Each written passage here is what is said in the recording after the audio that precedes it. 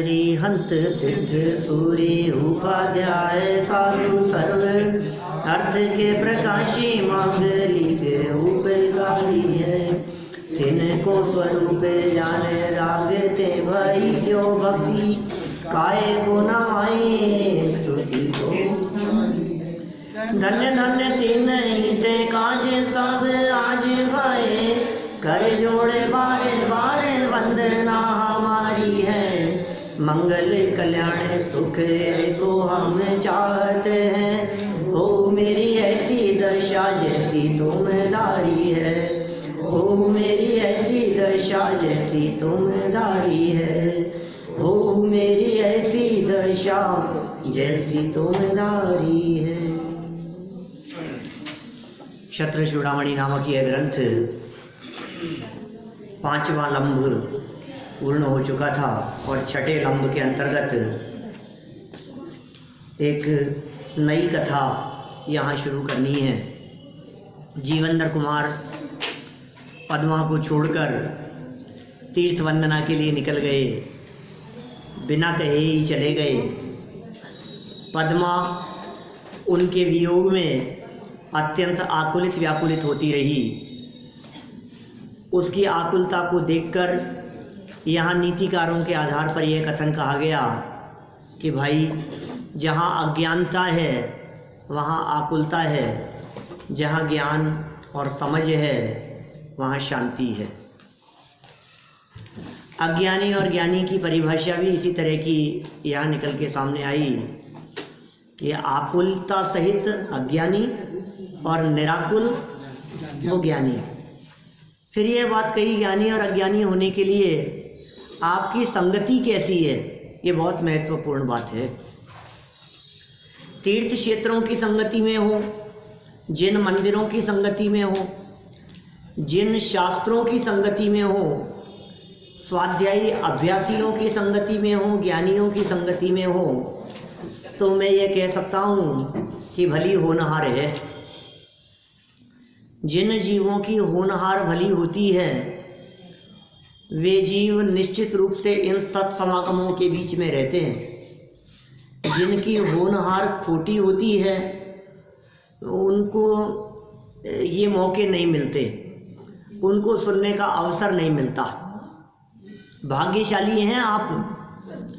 देखो, कुछ हजारों लाखों का, कुछ करोड़ों का नुकसान यदि हो गया, लेकिन उस नुकसान के बावजूद भी ये जिनवाणी की चर्चा सुनने से आप वंचित न रहे तो आप बहुत भाग्यशाली हैं।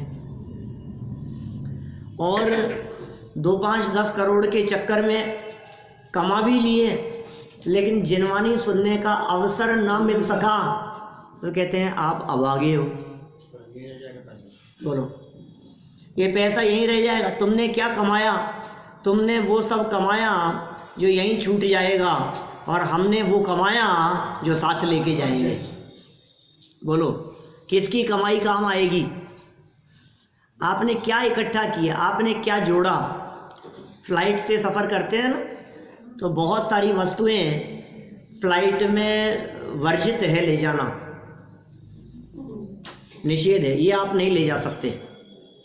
आपके फ्लाइट में आपके साथ में ये चीज़ें नहीं हो सकती। अब आपने की पैकिंग, और पैकिंग करने में वही सब सामान रखा जो नहीं जा सकता था, तो क्या होगा? दरवाजे पर चेकिंग होगी हैं, और वहाँ सब निकाल देंगे कि कुछ नहीं, ये नहीं जा सकता, ये नहीं जा सकता, ये नहीं जा सकता। अरे साहब कुछ तो छोड़ो कि नहीं जा सकता, अलाउ नहीं है। तुम ये बतलाओ कि साहब सभी चीज़ें छीन लोगे क्या? तो फिर वो कहता है कुछ ऐसा भी होगा जो जाने लायक होगा।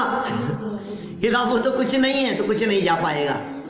सुनो भाई, क्या सुपारी लाए थे हम गुवाहाटी से, तो निकाल दी। सुपारी निकाल दी आपकी? तो सुपारी लाए क्यों थे आप? सुपारी लेके आए थे ना वहाँ से किसी से। हैं? सुपारी लेके आए। एयरपोर्ट पे सुपारी देने से भी काम नहीं चलेगा। सुपारी क्यों निकाल? पता नहीं, वहाँ से गुवाहाटी से ले आए थे। चलिए, क्या बात कही जा रही है? कितना क्या क्या इकट्ठा किया आपने? धन इकट्ठा किया, पैसा इकट्ठा किया, संपत्ति इकट्ठी की, घर बार महल मकान इकट्ठे किए, कितनी प्रॉपर्टी, जगह जगह पर हमने ज़मीनें ले ली, मकान ले लिए, दुकानें ले ली, गाड़ियां हैं लंबी चौड़ी, बहुत गाड़ियां हैं, गोल्ड खरीद लिया हैं, गोल्ड सिल्वर ले करके रख लिया और लॉकर भर दिए, धन इकट्ठा कर लिया, 1 नंबर 2 नंबर 3 नंबर न मालूम क्या क्या सब इकट्ठे कर करके खूब इकट्ठा किया। अब आया जाने का नंबर, क्या चलो तो अब ये चिपकता है सब संपत्ति के साथ में, कहते हैं भैया ये सब अलाउ नहीं है, आप जाओगे तो इन सब का साथ में जाना अलाउ नहीं है। मेरे क्या साथ में जाएगा कि आपने जो संगति की थी ना वो साथ में जाएगी, यदि सत्संगति थी तो वो साथ में जाएगी, और यदि विसंगति में काल बिताया था तो उससे कमाया गया पाप भी साथ में जाएगा। जिनकी संगति अच्छी उनका भविष्य अच्छा, जिनकी संगति खराब उनका भविष्य भी खराब। ये बातें कल मूल श्लोकों के माध्यम से वादीप सिंह सूरी आचार्य देव ने कही थी। सज्जनों को दुसंगति का त्याग करना चाहिए, खोटी संगति का त्याग। अब समस्या ये है कौन सी संगति खोटी संगति है और कौन सी संगति अच्छी संगति है। अब सारा विवाद तो यहाँ आके खड़ा हो जाता है। हम तो कह रहे हैं अच्छी संगति है। हमारे यहाँ जनागम में कुदेव कुगुरु और कुधर्म की संगति को भी खोटी संगति कह करके पुकारा है।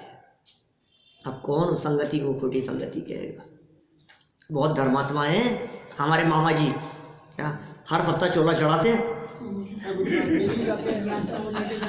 क्या, बोलो। बहुत धर्मात्मा है, खूब काम करते हैं, ऐसे खूब यात्राएं कराते हैं, पंचामृत कराते हैं और न मालूम क्या क्या दुनिया भर के काम ऐसे लाग लपेट के सब करते रहते हैं इस तरह के ग्रहों में और इनमें उन बहुत बहुत ऐसे आडंबरों में धर्मात्मा बहुत है। बोलो संगति करना कि नहीं, ये कह रहे हैं यहाँ पर वो संगति अच्छी नहीं है क्या, क्या? ऐसे मामा जी की संगति अच्छी नहीं है। साहब हमारे चाऊ जी हैं, हमारे बुआ जी हैं, हमारे चाचा जी हैं कि सुनो भाई ये संगति अच्छी नहीं है, इसको कुसंगति कह करके पुकारा है। जो वीतरागी देव शास्त्र गुरु की शरण में रहे वो संगति अच्छी है। जो वीतरागी देव शास्त्र गुरु को छोड़कर कुदेवादिक के बीच में रहे उसके लिए हमारे यहाँ शास्त्रों में एक विशिष्ट शब्द का प्रयोग किया है। वो शब्द है अनायतन। 6 अनायतन कहे हैं। ज्ञानी जीव उन अनायतनों से दूर रहते हैं। कुदेव कुगुरु कुधर्म, इतना ही नहीं, कुदेव को मानने वाले, कुगुरु के भक्त। आप समझ रहे हो कौन से ढोलिया जी हैं, कौन से गोदा जी हैं, कौन से हैं। समाज में बहुत सारे ऐसे लोग हैं जो लोग उनके भक्त हैं, प्रमुख भक्त बन करके दिखाई देवे आपको। अरे साहब ये तो क्षेत्रपाल जी के पक्के भक्त हैं कि सुनो क्षेत्रपाल जी तो संगति योग्य है ही नहीं और उनके भक्त भी संगति योग्य नहीं। अनायतन है। कुदेव कुगुरु और कुधर्म 3। कुदेव की उपासना करने वाले, कुधर्म की उपासना करने वाले और कुगुरु की उपासना करने वाले, उनके पक्के भक्त, वे भी संगति योग्य नहीं है। उन्हें अनायतन, आयतन माने होता है रहने का स्थान और अनायतन माने होता है नहीं रहने का स्थान। क्या था? अनायतन वो रहने का स्थान नहीं है, वहाँ जाने का स्थान नहीं है। वहाँ जाओगे आओगे तो भी दूषण लगे बिना नहीं रहेगा, आप निर्दोष नहीं रह पाएंगे। इसलिए आप सावधान रहें, आप सत्य संगति करें। सत्य, जिन्हें सत्य स्वरूप आत्मा की खबर है, ऐसे लोगों की संगति ही सत्जनों की संगति है। जिन्हें आत्मा नहीं सुहाता है वे सत्य जन नहीं है। सत्य से जो दूर हैं ऐसे जन वे दुर्जन हैं। क्या क्या क्या कहा? सत्य आत्मा, सत्य अपना चैतन्य स्वरूप। अब जो सत्य स्वरूप की जिन्हें खबर नहीं है वे कैसे? मतलब जिन्हें आत्मा की बात नहीं सुहाती हो, आत्मा के बिना धर्म होगा कहाँ से? धर्म करेगा कौन? तो ये कह रहे हैं जिन्हें आत्मा नहीं सुहाता, जिन्हें आत्मा की चर्चा नहीं सुहाती, आत्मा फात्मा की बातों में कुछ दम नहीं है। चलो आत्मा फात्मा की बातें मत करो हमारे सामने, तो समझ लेना वे सत्यजन नहीं है, वे दूर जन है, और उनसे जनों को दूर रहना चाहिए, उनसे दूरी बना करके रखो। धर्म के नाम पर भ्रम हो जाएगा, गृहीत मिथ्यात्व का पोषण न हो। मिथ्यात्व में भी एक गृहीत मिथ्यात्व है जो महापाप है। तो इस तरह सज्जन और दुर्जन शब्द को बहुत गहराई से, हम तो भाई आगे भी बढ़ने का भाव रहता है ना, आगे आगे कथा पढ़ें, लेकिन शब्दों में इतने मर्म छिपे होते हैं कि इन्हें एक एक वाक्य की चर्चा घंटों करो अपन, कौन सज्जन है कौन दुर्जन है, फिर सत्यजनों की संगति किस प्रकार होती है। सत्य स्वरूप आत्मा के अवलंबन पूर्वक ही सज्जनों की संगति है, और उस संगति पूर्वक ही सज्जन बनते हैं। जो जिसकी संगति करेगा वो वैसा बन जाएगा। जड़ पदार्थों की संगति करने वाला जड़मती हो जाएगा, और ज्ञानियों की संगति करने वाला पूर्ण ज्ञानी हो जाएगा, केवल ज्ञानी हो जाएगा, निर्वाण की प्राप्ति कर लेगा अल्पकाल में। देखिए अपन तो कहानी पढ़ते हैं आगे। उपकथा 12 है, 276 नंबर पेज। जीवंधर कुमार का तपस्वियों के आश्रम में पहुंचना। कहाँ से निकले थे भैया? ससुराल से निकले थे। किसको छोड़ के आए थे? पद्मा को छोड़ के आए थे।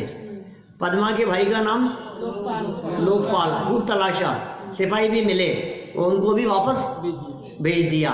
तो कहाँ गए थे आखिर? चले कहाँ गए? तीर्थ यात्रा पर। अब ये पहुंच गए तपस्वियों के आश्रम में। चलिए। याजन याज मटन्ने व तीर्थ स्थानानि जीवते क्रमेणारण्य मध्यस्थम तापसाश्रम आश्रयत। जीवंधर कुमार घूमते फिरते ही तीर्थ स्थानों की अधिक रीति से पुनः पुनः पूजा कर क्रम से वन के मध्य में स्थित तपस्वियों के आश्रम में पहुँचे। तपस्वी लोग वहाँ रहा करते थे, उनके आश्रम में पहुँच गए। अनेक रीति से उन्होंने जगह जगह तीर्थ क्षेत्रों की वंदना की। वंदना करते करते वन में से विचरण करते हुए तपस्वियों के आश्रम में पहुँच गए।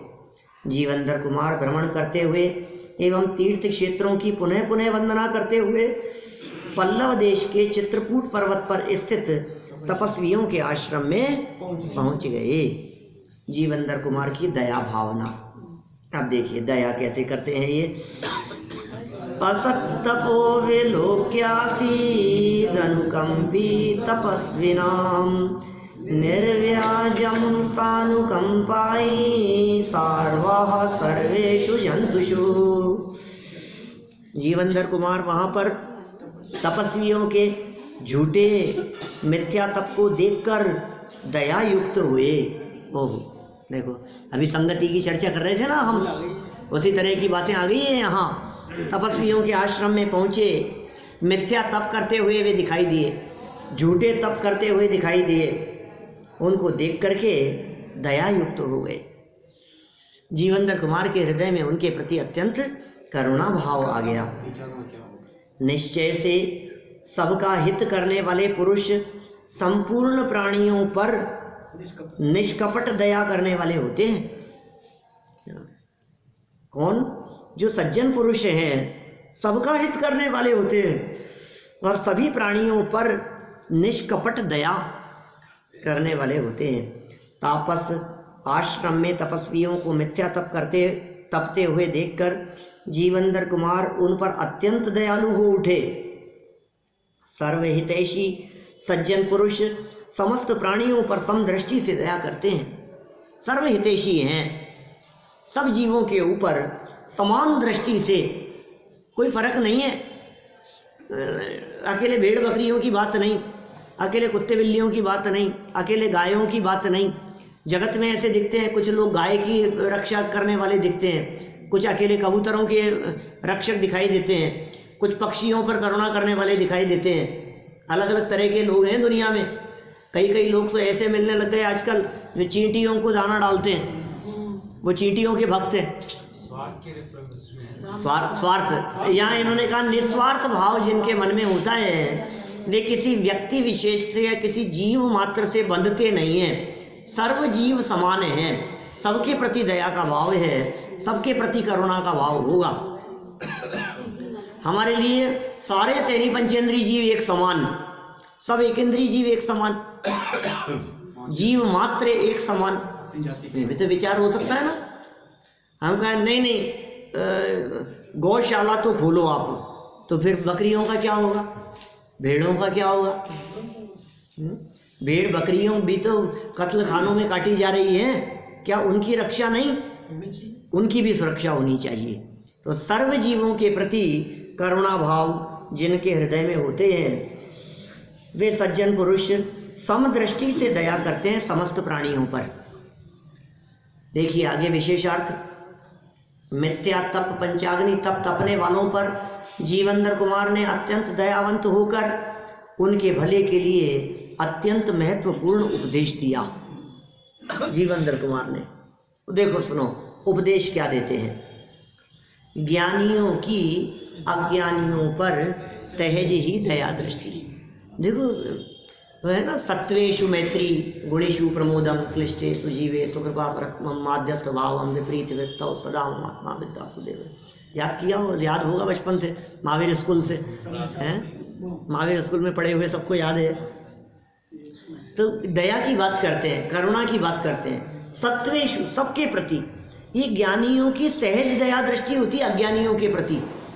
अज्ञानियों को देख देख करके नाक मुंह नहीं सिकोड़ते, अज्ञानियों को देख करके उनके प्रति द्वेष का, अरे ये क्या बेकार है, उसको तो समझ नहीं है, कुछ अकल नहीं है इसमें, ऐसा नहीं। उनके प्रति दया दृष्टि, कोई बात नहीं। आज का अज्ञानी कल का पूर्ण ज्ञानी हो सकता है, आज का छद्मस्त कल सर्वज्ञ हो सकता है, आज का मूर्ख और अल्पक्षयोक्षम ज्ञानी मूर्ख व्यक्ति, अज्ञानी ना समझ व्यक्ति कल बहुत समझदार हो सकता है, आज का अनपढ़ कल पढ़ा लिखा हो सकता है। कालिदास जैसे महान विद्वान बन सकते हैं, बिल्कुल अनपढ़, ऐसे मूर्ख थे कालिदास, जिस शाख पर बैठे उसी शाख को काटने लगे। बोलो, और वहां वो चलता था शास्त्रार्थ, और वो शास्त्रार्थ में उसने विद्वानों को बुलाया, बहुत अभिमान था उसको, क्या नाम था उसको भूल गया मैं, हैं विद्योतमा। चलो, विद्योतमा ने का विवाह होना था, और ऐसे व्यक्ति से विवाह होना था जो उससे ज़्यादा बुद्धिमान हो, ऐसा निर्णय किया। और बड़े बड़े विद्वानों को स्वयंवर के लिए वहाँ बुलाया गया, और विद्योतमा ने अपने ज्ञान से, अपनी शक्ति और अपनी सामर्थ्य से सबको पराजित कर दिया। अब किससे विवाह करें? कालिदास ही होगा।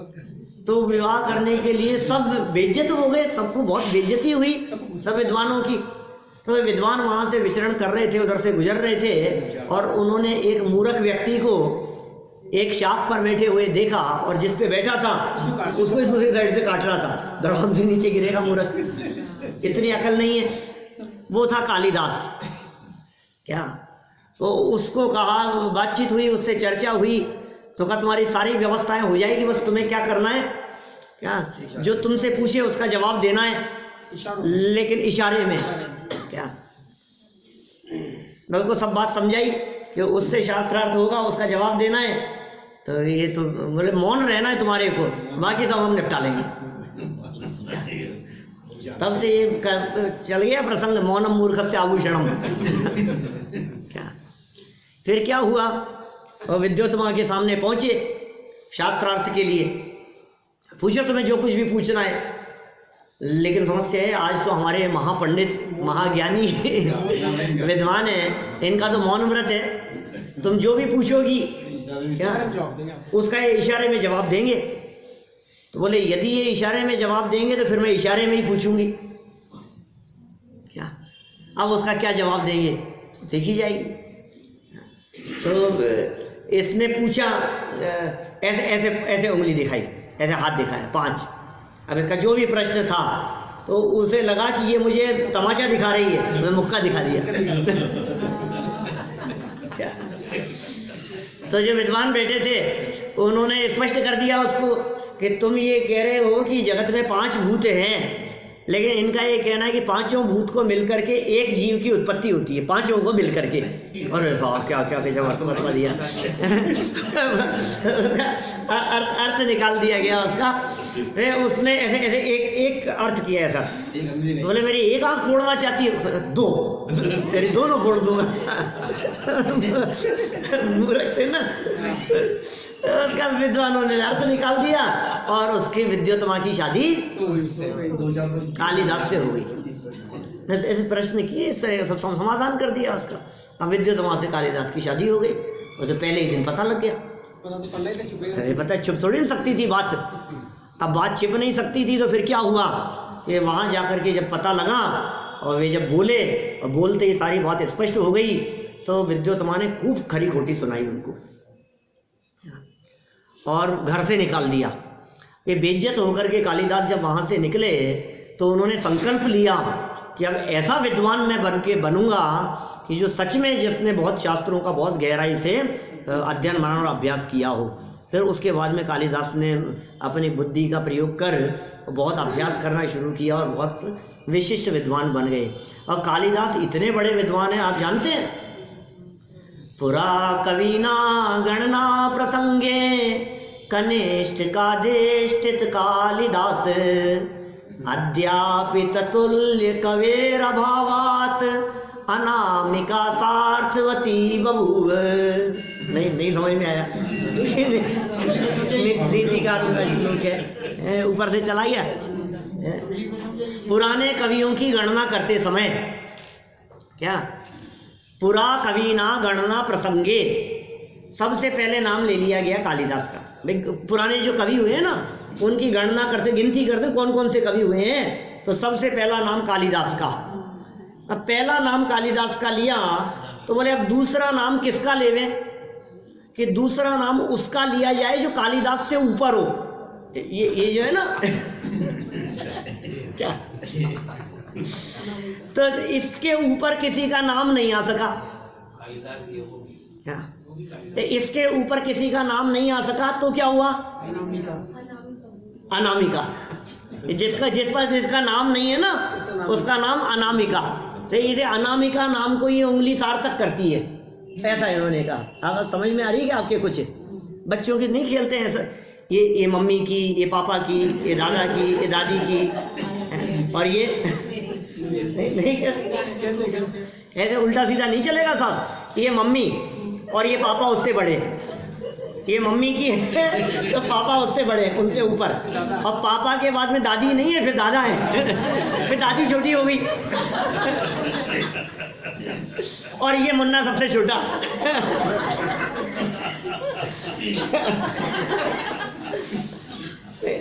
ऐसे ऐसे नहीं है।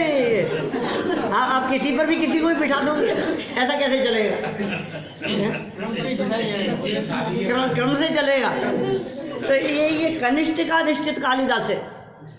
पुरा कविना गणना प्रसंगे, पुराने प्राचीन कवियों की गणना के प्रसंग में, पुरा कविना गणना प्रसंगे, कनिष्ठ का इसका नाम है, कनिष्ठ काधिष्ठित कालिदास है। इस पर कालिदास का नाम बोल दिया कि साहब गिनो साहब कवियों के नाम लाइन से। बोले पहले कालिदास, बोले अब तो क्या होगा, अद्यापि ततुल्य कवेर अभावात, अद्यापि आज तक, ततुल्य कालिदास के समान, कवेर अभावात कवि का अभाव होने से आगे वाली उंगली का नाम अनामिका सार्थक नाम है, अनामिका सार्थवती बहू। इसका कोई नाम नहीं है, इसलिए इसका नाम अनामिका है। आप जानते हैं इन 5 उंगलियों के नाम, इसका नाम है तर्जनी। ये डांटने के काम आती है, देख लूंगा, इसलिए ये क्या नाम है इसका, तर्जनी है। इसका नाम ये बीच में इसलिए मध्यमा, ये सबसे छोटी है इसलिए इसका नाम है कनिष्ठा, और ये सबसे ज्यादा बलवान है, इसका नाम है अंगुष्ठ, बलिष्ठ होने से। जैसे किसी चीज को उठाते हैं ना, तो ये उठाया हमने इसको, तो चार एक तरफ है और ये अकेला एक तरफ है।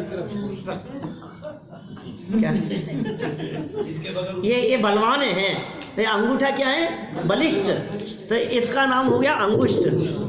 ठीक है, अंगुलियों में जो सबसे बलवान हो वो अंगुष्ठ, तो ये अंगुष्ठ हो गया, ये तर्जनी हो गई, ये मध्यमा हो गई, और ये सबसे छोटी होने से कनिष्ठा हो गई। अब इसका क्या नाम रखें, मतलब कोई नाम नहीं दिख रहा है इसका, इसलिए इसका अनामिका, इसका कोई नाम नहीं है। ऐसे से लगाई जाती है बिंदी इसी से लगाई जाती है। जो तिलक भी किया जाता है ना, आपको मालूम है, ये तिलक इससे किया जाता है, हाँ, अनामिका से, अंगूठे से नहीं। अंगूठे से भी तिलक करते हैं, लेकिन अंगूठे से तिलक कब करते हैं, जब रणभूमि में जा रहे हो, जब युद्ध क्षेत्र में जा रहे हो, क्या तो इससे अंगूठे से तिलक किया जाता है।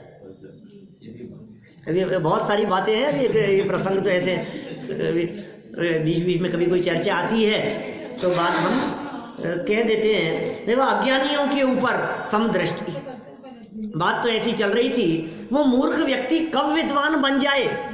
आप जिसे मूर्ख देख रहे हो, जिन कालिदास को मूर्ख देखा गया, वे कालिदास कितने बड़े विद्वान बन गए। इसलिए ज्ञानी जीव इस पर्यायों की क्षणिकता को जानते हैं, इस परिवर्तनशील जगत के स्वरूप को जानते हैं कि भैया ये जगत परिवर्तनशील है। न बल का अभिमान करना, न ज्ञान का अभिमान करना, न रूप का अभिमान करना। ज्ञानम पूजा कुलम जाति बलम वृद्धि तपो वपु अष्टावाश्यत्य मानित्वम स्मय माहुर गतस्मयाः। ये 8 वस्तुएं, इनके आधार पर सारा जगत अभिमान करता हुआ देखा जाता है, लेकिन अभिमान करना योग्य नहीं है। तो अज्ञानी दिख रहा है और मैं ज्ञानी हूं, मैं इतना बुद्धिमान, मैं इतना समझदार, और ये मूर्ख कि सुन भाई, तेरा ज्ञान के ऊपर लग जाएगी जंग और ये हो जाएगा बुद्धिमान। ये समय बदलते देर नहीं लगती। क्षयोपशम ज्ञान का इसी प्रकार का स्वरूप है। देखिए क्या कहते हैं यहाँ, 9 नंबर श्लोक है, अतत्त्वज्ञेऽपि तत्त्वज्ञैर्भवितव्यं दयालुभिर् रूपे पिपतिश्चुर्बालो नहीं केनाप्युपेक्ष्यते। क्या हुआ, वो जो 2 छंद बोले ना मैंने, तो वो धुन जो है वो उन छंदों की आ गई। चलिए कोई बात नहीं। तत्व ज्ञान रहित पुरुषों पर भी तत्वज्ञानियों को दयावान होना चाहिए। थोड़ा सा ज्ञान प्राप्त करके ज़्यादा उछलना नहीं चाहिए। जिन जीवों में तत्व ज्ञान नहीं है उनके प्रति भी दया होनी चाहिए।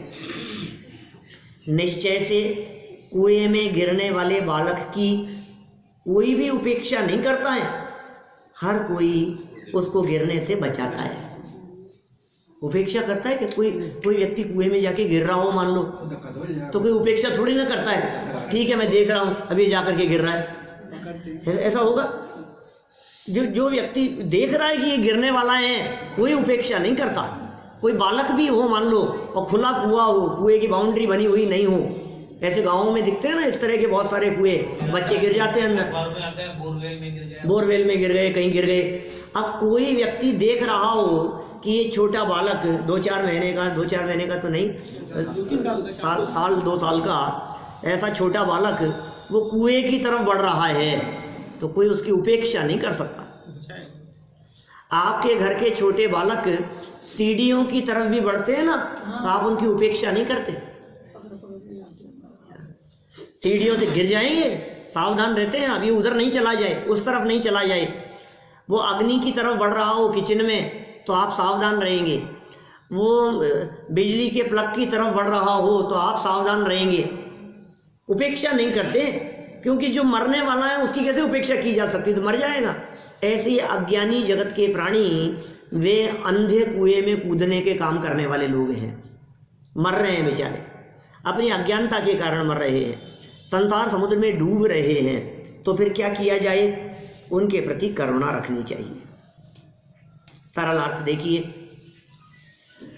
तत्वज्ञानियों को तत्वज्ञान से रहित जीवों पर दया करना ही चाहिए। कितनी सुंदर बात कह दी है। तत्वज्ञानी है और तत्वज्ञान से रहित है, उनके ऊपर दया करना ही चाहिए। जैसे कुएं में गिरते हुए बालक को बचाने के लिए सभी मनुष्य प्रयास करते हैं, सारे मनुष्य प्रयास करें, जो भी देख लेगा वो वहीं से दौड़ेगा, रोको इसको, बचाओ इसको, सभी प्रयास करते हैं। कोई उपेक्षा नहीं करता, ठीक है मरे तो मरे, हमारी तरफ से क्या हमें क्या फर्क पड़ता है, ऐसा कोई नहीं सोचता। कोई समझदार व्यक्ति तो नहीं सोचेगा, कोई उसका शत्रु ही ऐसा विचार कर सकता है। बच्चों को बचाएगा। सड़क पे भी यदि हम रोड क्रॉस कर रहे हो और कदाचित कोई तेज गाड़ी बगल से निकल रही हो तो देखने वाला व्यक्ति उसे बचाने का ही प्रयास करता है। यही ऐसा जगत में देखा जाता है। सो ही बात यहाँ कही है। देखिए कोई उपेक्षा नहीं करता।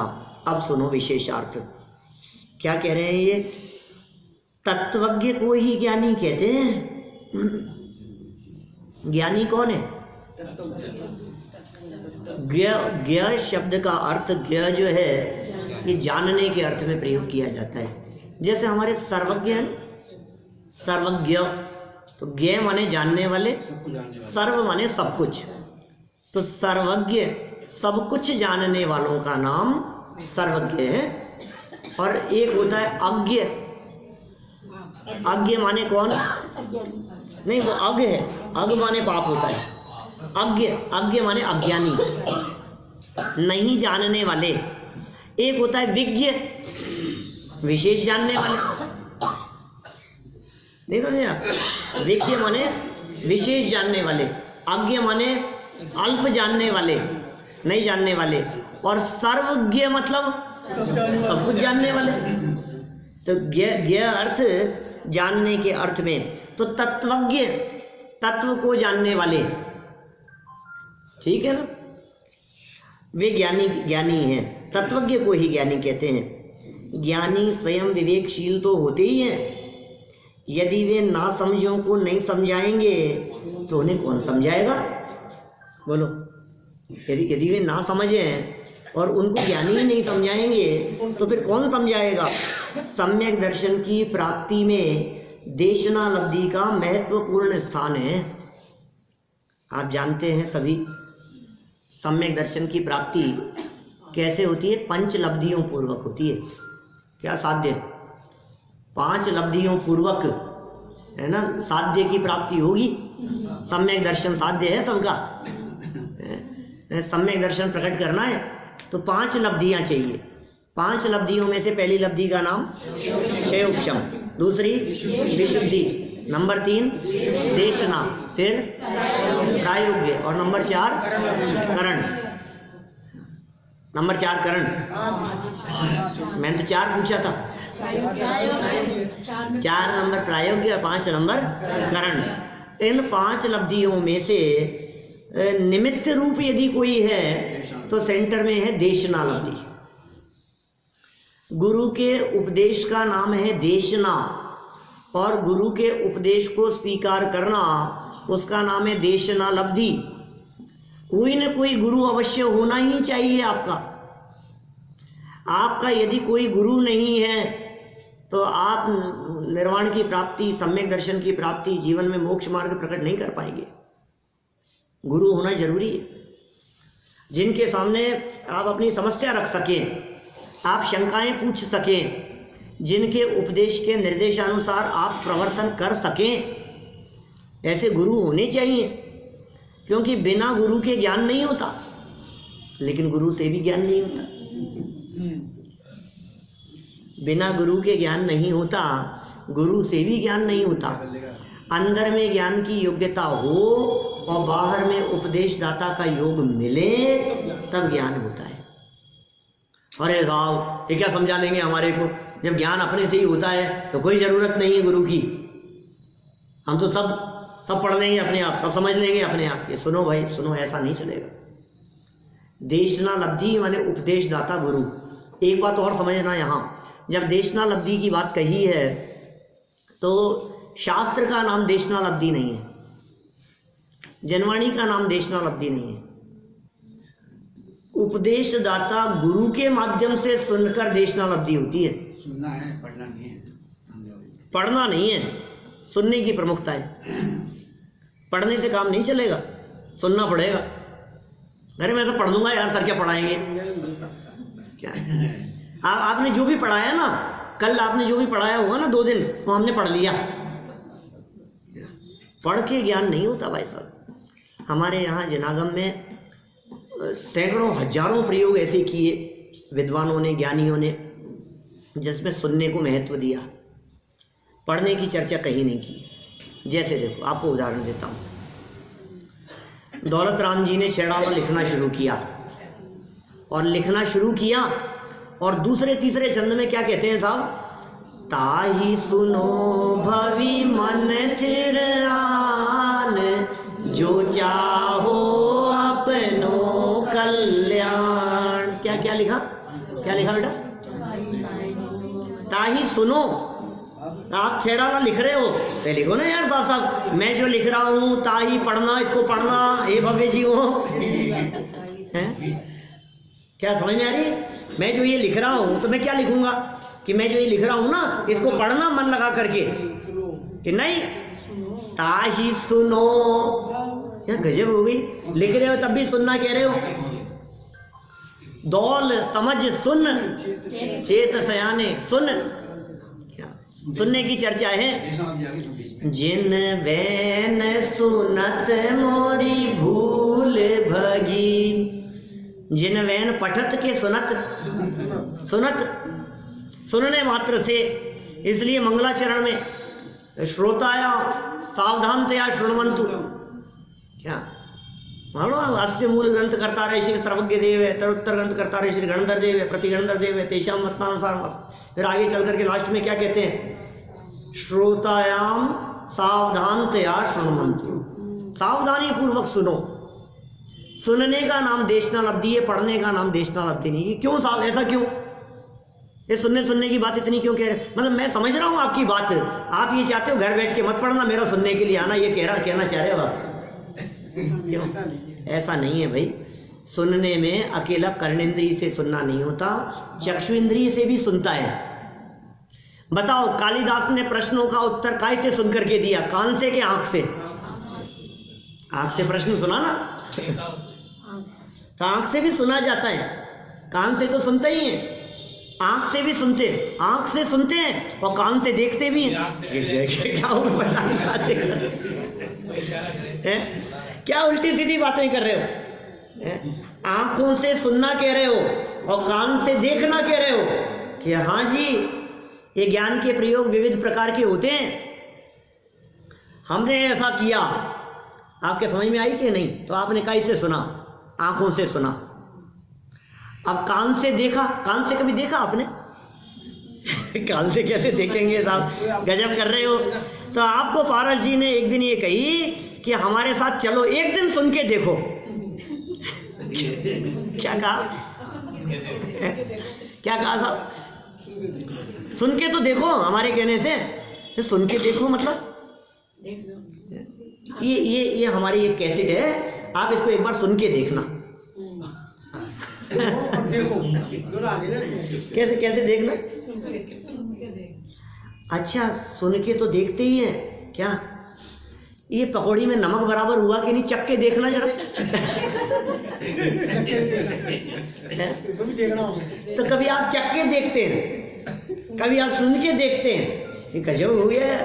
जब आप देखने की कह रहे हो तो अभी देखता हूँ, लो पकौड़ी उठाई और देखता हूँ इसमें नमक है कि नहीं है।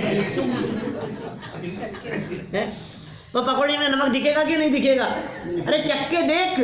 क्या आंख से देखते हैं ना कि नहीं नहीं, रसना इंद्रिय से देखा जाएगा। तो विविध प्रकार के प्रयोग हैं। हम तो यहाँ कह रहे थे कर्णेंद्रिय के माध्यम से भी देखा जाता है, सुनकर के देखा जाता है। ये जिनेंद्र देव द्वारा कहे गए वचन, इन वचनों को सुनना, इसमें कई तरह से सीखता है व्यक्ति। पढ़ने से नहीं सीखना होता उतना जितना सुनने से सीखना होता है। क्या अर्जम? पढ़ने से इतना समझ में नहीं आता जितना सुनने से समझ में आता है। इसलिए सुनो। अच्छा देखो, यदि पढ़ पढ़ करके ज्ञान प्राप्त होता आसानी से, तो फिर स्कूलों में एडमिशन की ज़रूरत ही नहीं थी। ये एडमिशन करते और पुस्तकें बांट देते हैं। ज़बरदस्ती बिल्डिंगें इतनी बड़ी बड़ी बनाने का क्या काम था? लाइन से आ जाओ, सब फीस जमा कराओ, किताबें ले जाओ, एग्जाम देने आ जाना, पढ़ लेना तो अपने आप। कि नहीं भाई, बिना गुरु के आप पढ़ नहीं पाएंगे। किताबें तो बहुत है लेकिन आप समझ नहीं पाएंगे जब तक कोई समझाने वाला नहीं होगा। कि नहीं हम खुद ही पढ़ के समझ लेंगे, पढ़ना तो आ गया हमारे को, कि नहीं समझ पाएंगे। जब गुरु समझाते हैं तो आप अकेले कर्णेंद्री से नहीं समझते, आप चक्षु इंद्री से भी समझते हैं। वे अकेले जवान से नहीं समझाते, वे अपने हाव भाव से समझाते हैं, वे अपने एक्सप्रेशन से समझाते हैं। उनकी मुख मुद्रा कुछ कहती है, उनका हाव भाव कहने का स्टाइल कुछ कहता है। इसीलिए तो आप देख लो, ये रेडियो में कमेंट्री सुनना तो मैच की और मैच को टीवी पर देखना, दोनों में कितना अंतर है? जितना अंतर है उतना ही अंतर लाइव बैठ करके किसी व्यक्ति को सुनने का अंतर है। ये सुनने से लाभ होता है। देशनालब्धि की यहाँ इन्होंने बात कही। सम्यक दर्शन की प्राप्ति में देशनालब्धि का माने उपदेश देने वालों का बहुत बड़ा महत्वपूर्ण स्थान है। समझाने वाले के निमित्त से समझने वाले को देशनालब्धि होती है। समझाने वाला कोई हो सामने और समझने वाला कोई हो, तो समझाने वाले के निमित्त से समझने वाले ने जो विषय को ग्रहण किया वो देशनालब्धि होती है। अतः ज्ञानियों का कर्तव्य है कि अज्ञानियों को करुणा भाव से तत्व ज्ञान अवश्य कराएं। ये ज्ञानियों के कर्तव्य की बात कह रहे हैं, कराएं। ये उपदेशात्मक शैली में प्रयोग कर रहे हैं। ये कह रहे हैं आप अवश्य ज्ञान प्राप्त कराओ। आप में यदि योग्यता है, आप में यदि ज्ञान है, आप में यदि समझ है, तो आप दूसरे लोगों को अवश्य कुछ न कुछ सिखाओ, बताओ, ज्ञान प्राप्त कराओ। तो आप किसको पढ़ाएं? ऐसे कोई पढ़ने वाला भी तो चाहिए। हम किसको सुनाएं? हमने तो कह दिया सुनाओ। आपकी जैसी सभा हमारे को थोड़ी ना मिली है, किसको सुनाएंगे हम? कि सुनो भाई, बच्चों को सुनाओ, बहुओं को सुनाओ, वो नहीं सुनते पोते पोतियों को सुनाओ। जो आप सुनाओ, लेकिन क्या आपने देखो, सुनाने से उनमें भी ज्ञान वृद्धि होगी। क्या केएम जैन साहब सुनाना कालिदास की कहानी जाकर के। ये बोल रहे भव्य सुनाएगा, हम सुना वो सुनाएगी, भव्य तो सुनाएंगी ही आपको। क्या वो उनका अधिकार है कुछ भी खरी खोटी सुनाने का। लेकिन तुम भी तो सुनाओ कुछ, अकेले सुनना नहीं। क्या देखो, उनके पास में जो है वो उन्होंने सुना दिया, अब आपने जो अपने पास में लिया ये आप सुनाओ। ये समझदारी की बातें भाई। उनके पास में जो खरी खोटी उल्टी सीधी बातें थी वो उन्होंने सुना दी। अब आपके पास तो ये तत्व ज्ञान की अच्छी अच्छी बातें हैं ना, जिसके पास जो होगा वो देगा। अच्छी अच्छी बातें सुनाओ। तो ज्ञानियों के प्रति करुणा भाव से तत्व ज्ञान अवश्य कराएं। इस कारण ये नीतिकारों की शिक्षा के कारण ज्ञानी जीवंदर कुमार ने अज्ञानी तपस्वियों को समझाने का प्रयास किया। समझेंगे या नहीं समझेंगे ये बात का मैटर है। ये तो नहीं समझेगा, इसमें कोई अकल नहीं है। अब कोई पात्र दिखता ही नहीं है, अरे भैया तुम समझाओ तो सही, तुम कोशिश तो करो, क्यों नहीं समझेंगे? हम पहले से निर्णय कर लेते हैं। आज यदि मैं आपको ये कहूँ कि आप घर जाने के बाद में कम से कम 10-10 लोगों को 24 घंटे में ये कहना कि प्रवचन सुनने के लिए चलना है, तो आपको 10 ढूंढना मुश्किल पड़ जाएगा। 10 किसको कहें? 10 और राम 10 तो 10 किसे कहते हैं? 2 कहते हैं ना, 1 कहते तो फिर भी हम सोचते किसी को कह देंगे। 10 तो कौन, क्यों 10 लोगों से भी नहीं मिलेंगे आप दिन भर में? आज मिलेंगे तो फिर कह नहीं, अरे नहीं वो थोड़ी ना आएंगे, वो थोड़ी ना समझेंगे, उनको थोड़ी ना समझ है, उनको क्या समझाना है। आपके बारे में भी ऐसा ही यदि समझ लेते आपको यहाँ लाने वाले, तो आपका क्या होता? बोलो। आप हम भी तो ऐसे ही थे ना, क्यों? जो नहीं आते थे, नहीं सुनते थे, नहीं समझते थे, फिर किसी ने हमारे को प्रेरणा दी, किसी ने कहा चलो बड़े मंदिर चला करो। क्या एक दिन ऐसे ही शादी पार्टी के अंदर खड़े थे और खड़े खड़े ही कह दिया चलो ठीक है, अब आप इतना कह रहे हो तो मैं कल से आऊँगा। लो चालू हो गया। है फरवरी 2011 अज्जू भैया मिल गए थे एक दिन शादी में, क्या 15-16 फरवरी की शादी थी, और वहाँ खड़े खड़े ही एक दिन कह दी चलो ठीक है यार आप इतना कह रहे हो, अब चलो कल से आऊँगा। फिर तब से आना शुरू कर दिया। अब मैं सोचता यार ये तो नहीं समझेंगे, इनको काहे को कहना, तो बोलो तो फिर क्या होता। ये ज्ञानी ऐसा विचार नहीं करते। ये देखो किन को समझा रहे हैं, उन तपस्वियों को समझा रहे हैं जो बाहर में तपस्या करके अपने आप को धर्मात्मा समझ रहे हैं, उनको समझा रहे हैं जीवनधर कुमार। हिम्मत कैसे कर ली इन्होंने समझाने की। ये तो मांग रहित मिथ्यात्वी है, ये तो बहुत पापी है, ये तो शराबी व्यक्ति है, ये तो बहुत चोर है, ये तो बेईमान है, ये तो झूठा है, ये तो धोखेबाज है, ये ऐसा अनित्य अन्यायी है, ये नहीं समझेगा। नहीं, किसी के बारे में विचार नहीं करें, निष्पक्ष भाव से आप उन्हें समझाने का प्रयास करें। अब जीवनधर कुमार ने किस तरह से समझाया है ये हम एक बार कल समझेंगे, फिर हमारे को समझ में आ जाएगी कि हमें किस तरह से समझाना है। आगे भगवान की